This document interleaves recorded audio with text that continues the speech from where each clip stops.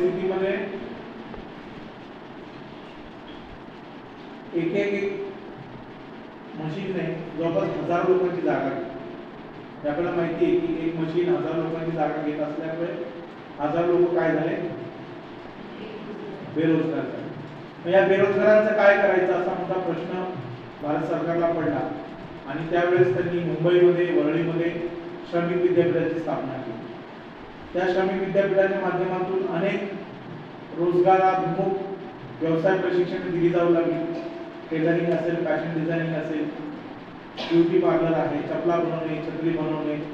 आज तुम्ही वरळी धारावीमध्ये जे काही ऐकता की मोठ्या प्रमाणावरती लाखो रुपयाचे उलाढाल होते, हँडीक्राफ्टचं मटेरियल विकलं जातं.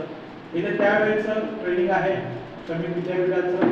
त्यामुळे अनेक लोक काय झाले, स्किल झाले आणि लोक स्किल व्हायला सुरुवात झाल्यानंतर त्या लोकांची दुकानं मुंबईमध्ये यांनी मोठ्या प्रमाणावरती फोडली. त्यानंतर त्यांनी आपल्या नातलगांना बोलवून घेतलं आणि आपल्याला इतिहास माहिती आहे की बाबा एक माणूस स्थायिक झाला की मग युपी बिहार सगळी माणसं फॅमिली बोलून घेतात आणि मग ते तिथे स्थायिक होतात. अशी लोक स्थायिक व्हायला सुरुवात झाली आणि काही सर्टिफाईड लोक होती, काही विदाउट